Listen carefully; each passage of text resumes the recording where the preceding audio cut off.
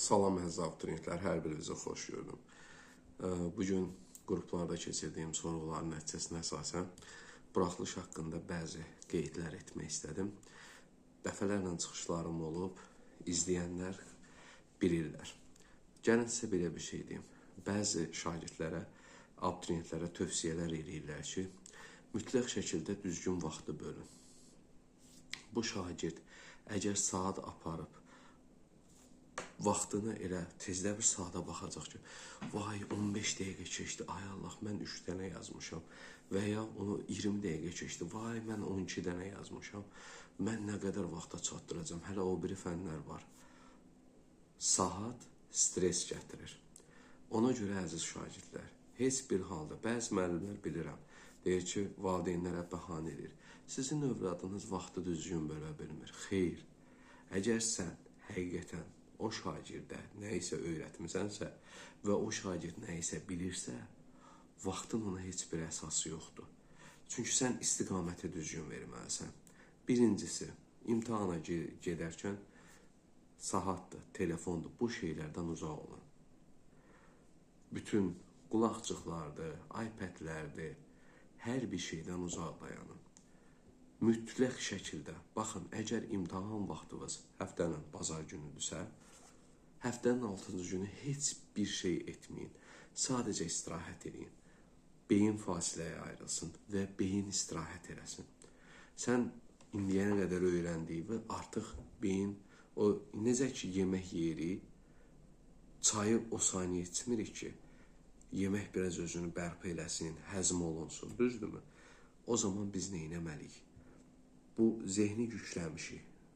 Ən azından ona bir gün fasilə verməliyik ki, o zehin artıq nə qabaritləri var, nələri qəbul edirsə onları qəbul eləsin və daha sonra daha təkmil şəkildə beyin üfüqündə daha rahat şəkildə siz imtahanda iştirak edə biləsiniz. Əziz şagirdlər, hər bir şeydən əvvəl imtahan zalına daxil oldunuz, hər şeyi unudun.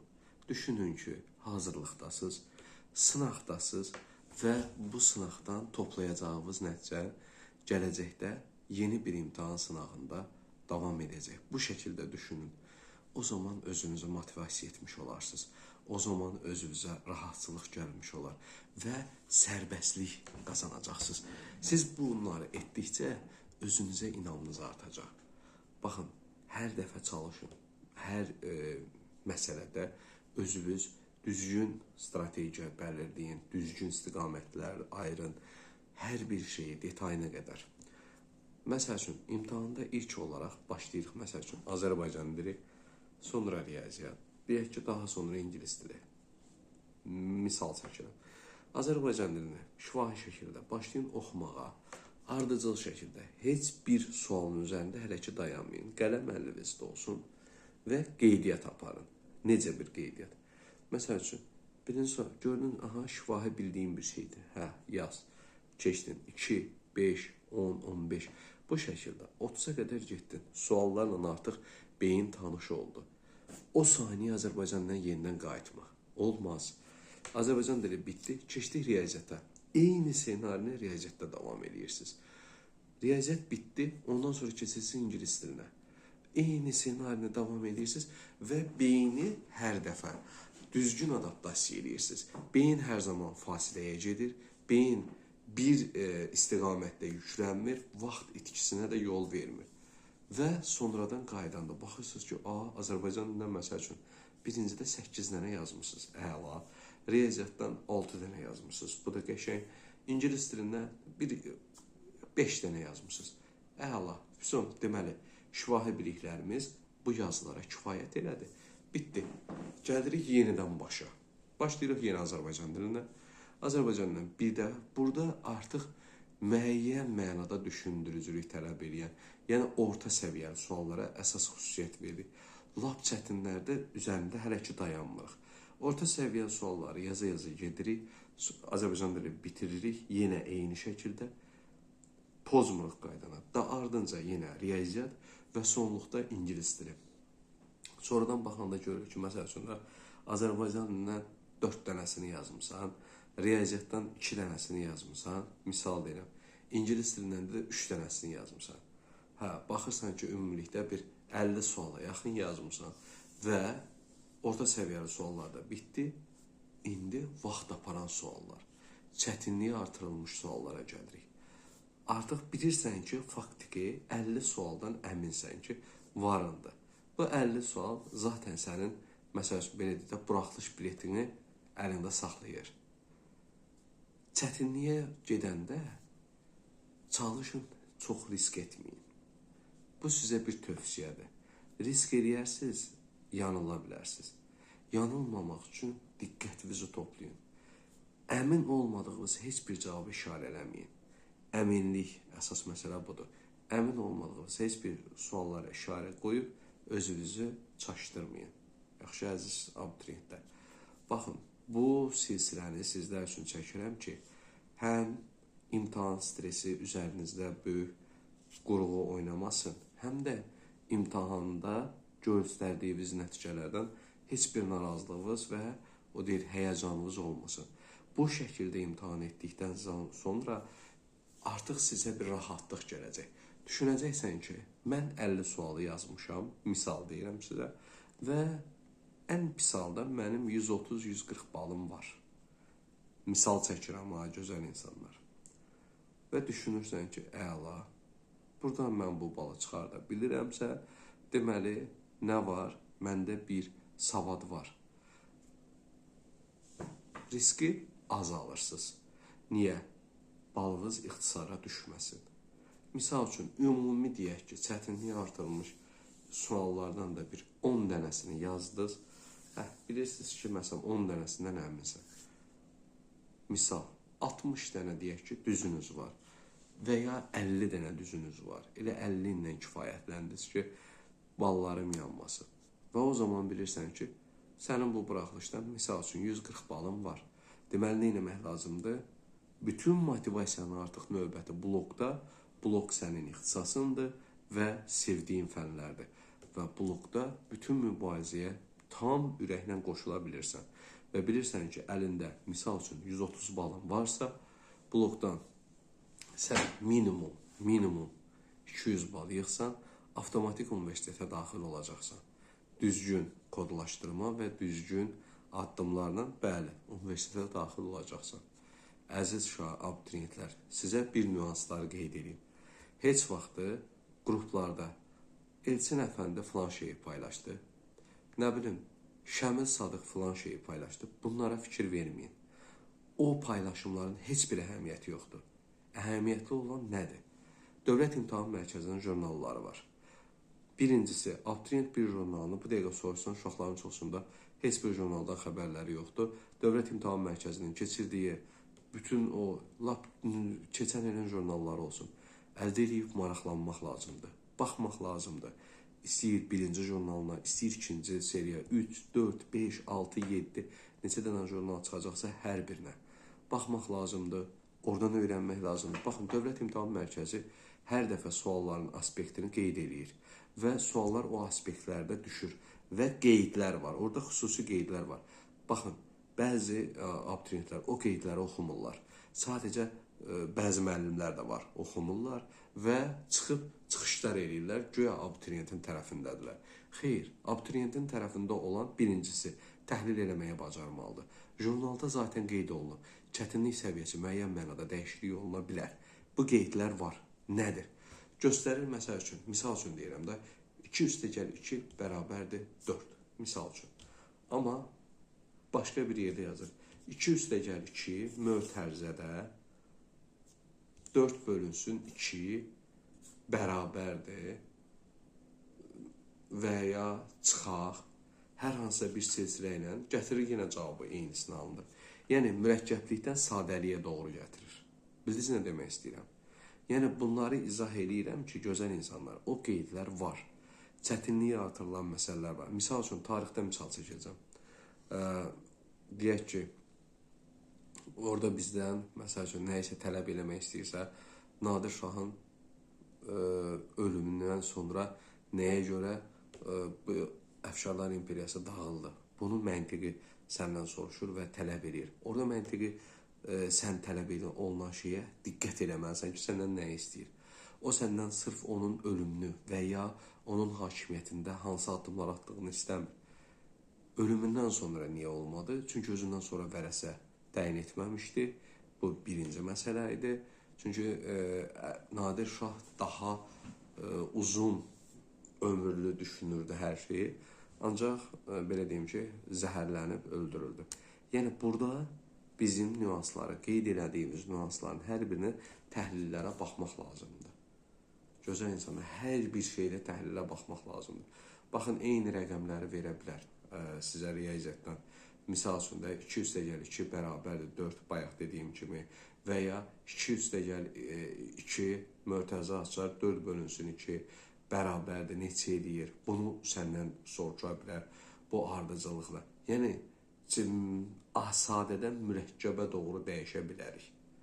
Bunu sadədən adi, məsələn, bildiyimiz kimi, orada 4-ü 2-yə bölərsən, alarsan məsəl üçün 2, həmin o 2-ni 2-yə vurarsan, təzədən 4 alarsan, 2-nin üstünə gələrsən, onlar 6.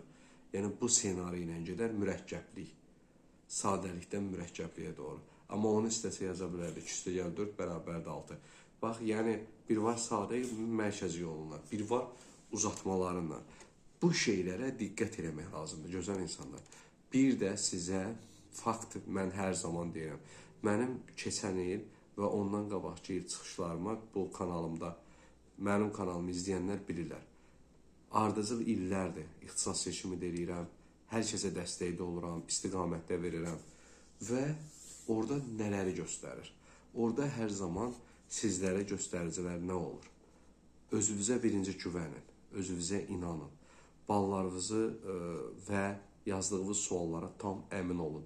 Əmin olmadığınız heç bir cavabı yazmayın. Bəziləri olur, deyir ki, ay şey, bir 3-4 dənəsini əlavə atım, bəlkə olar da. Yaxşı, misal deyirəm sənə. Əgər əlində balın 397 balın var və sən rahatlıqla istədiyin yerə düşə bilirsən. Ancaq o bizdə var ki, bəlkə, o bəlkə var, bəlkə. O bəlkə ki, mən 3 dənəsini düz yazsam düşə bilərəm daha yaxşı yerə. 397 balı heyf edirsən o 3 dənəyə görə və sənin balın olur 385 və istədiyin yerə düşə bilmirsən. Qaçırdırsan öz səhvindən. O səhvi etməyək. O səhvi etməyək. Bəzisi deyir, ay mənim bəxtim gətirdi, yazdım bəxtim gətirdi, düşdüm. Ehtiyac yoxdur onlara. Heç vaxtı, heç kim oxuduğu sualı bəxtə-bəxt yazmır əzim. Bilmədiyi şeyi yazmır. O birisilər, onlar bilirsiniz niyə danışırlar? Sən daha zəif nəticə göstərəsən və onun nəticəsi sənin nəticəvə nisbətən daha yaxşı olsun deyə. Bütün bunları şuuraltı şagirdlərimizə yeridirlər. Həmişə bunu nə vaxt mən şahid oluram, bütün ardıcıl illərdə bu belə olub. Birinci zona imtahan verəndən sonra ikinci zonaya təsir bu cür olub. 70% belədir. Yəni, mən bəxtə-bəxt yazım düşdüm. Xeyr, bəxtə-bəxt yazıb hər hansı bal toplamaq mümkün deyil. Bu, uşaq oyuncağı deyil ki, deyəsən ki, ayda oyuncaqdır, nə bilim nədir, bunun yerini dəyişdim, düzəldi.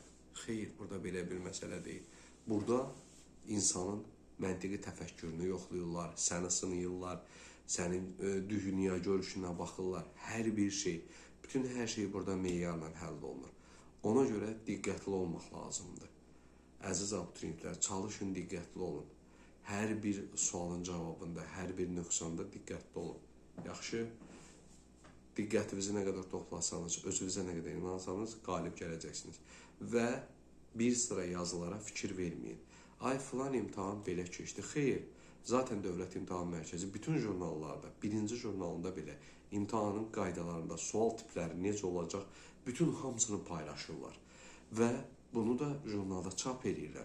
O jurnalları alıb əldə edənlər, plus OTK sınağının bütün variantlarını işləyənlər, baxın sizə görün nə deyirəm, OTK sınağının bütün variantlarını işləyənlər, OTK sınağının hər birindən xəbərdar olanlar maksimum imtahana hazır olur. Niyə?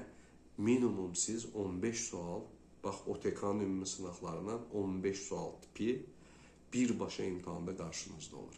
Yəni, əgər sən onları tam işləmiş olsan, o zaman 15 sualı rahatlıqla yazacaqsan. Və hər bir fəndən 15 sual yazsan, zaten sən buraxılışda yüksək nəticə qazanmış olursan. Yəni, mən bu tövsiyələri sizə eləyirəm ki, ikinci zona heç bir halda bal yığmalısınızsa, riskə getməyin. Bilmədiyiniz şeylərə də əlavə cavablar yazmayın. Çünki uğursuzluq qazana bilərsiniz. Uğura gedən yol bildiyin nədirsə odur. Gözəl insanlar, baxın. Bəziləri paylaşırlar ki, ayda Dövlət İmtahan Mərkəzi hər il belə eləyir, bu dəyişmir. Xeyr, əgər həqiqətən o paylaşım edənlər var, bəziləri şagirdlərin tərəfinə görə paylaşım edirlər ki, imtahan sualları filan yerdən düşmüşdü, kosmosdan düşdü, nə bilim, aerodinamikadan düşmüşdü, atmosferdən düşmüşdü. Xeyr, imtahan sualları o yazını paylaşanlara deyirəm. Özünüz də əgər Dövlət İmtahan Mərkəzinin jurnalını ala bilmirsinizsə, mən sizə kömək edeyim. Həqiqətən deyirəm. Jurnalda prototipi qoyum qarşınıza, o prototipdəki suallarla qarşılaşdırın imtahan suallarını, görəcəksiniz tam Dövlət İmtahan Mərkəzinin 1-ci sayı jurnalında verilən sual formalarındadır. Başqa bir şey yoxdur. Maddi durumun çatıb ala bilmirsənsə jurnalı, o yazıları paylaşanlara deyirəm, qruplara ki, uşaqların tərəfinə görə çıxış edirlər, amma yalan məlumat verirlər, əziz şagirdlər. Onlar, həmin adamların elə o şərhlərin altına yazmaq lazımdır ki, əgər siz belə deyirsinizsə, o zaman sizə xahiş edirik, bir jurnalı əldə edin, görək, siz düzsüz yoxsa Dövlət İmtahan Mərkəzi bu sualları zaten prototip formasında verilmişdir. Prototip formasında verilib. Və o müəllimlər ki, hansı müəllimlər ki, Dövlət İmtahan Mərkəzi jurnalını əldə edib 10 şagirdlərinə işlədibsə, buraxılışda uğurlu nəticə əldə ediləcək. Mütləq şəkildə. Bax, bunu eləməlidir. Bugün deyirəm də, Elçin əfəndinin paylaşımına görə deyirəm ki, o jurnalı ala bilmirsinizsə, mənə yazın, mən sizə alım o jurnalı hədiyyə edə bilərəm. Və ən azından Dövlət İmtahan Mərkəzinin keçirdiyi imtahan qaydalarına və imtahandan xəbərdar olarsınız. Və abituriyentlərə də səhv yol göstərmərsiniz. Ən yaxşısı budur. Çünki mən bugün suallarla həqiqətən tanış olmuşam və baxıram ki, Dövlət İmtahan Mərkəzinin qoyduğu jurnalda hansı prototipdirsə, o prototipin daxilində də suallar təşkil olunur. Yəni, uşaqların arasında təşviqat yaratmayın, həyəcan yaratmayın. Zaten birinci imtahanı verən, birinci zonadan çıxanlar stres içindədirlər. İkincilər daha çox stres çəkirlər ki, artıq onlara yaxınlaşır imtahan. Və bu cür paylaşımlar eləyərək şagirdlərimizə, abituriyentlərimizə həyəcan gətirməyin. Özünüzü savadlı, bilikli göstərməyə bizə də gərək yoxdur. Mən bilirəm, şagirdlər bilməsə də mən bilirəm. Kimlər bunları nəyə görə eləyir? Yaxşı əzizim, çalışaq, abituriyentlərimizə dəstək olaq, düzgün tövsiyələr verək və onlara istiqamət verək. Əziz abituriyentlər, hər biriniz özünüzə güvənin, özünüzə inanınız tam olsun, hər birinizə uğurlar arzulayıram. İmtahandan qorxmayın, heç vaxtı qorxmayın. Çünki siz bu imtahana illərdə əziyyət çəkirsiniz və layiqli olduğunuz nəticəni əldə edəcəksiniz. Hər birinizə uğurlar.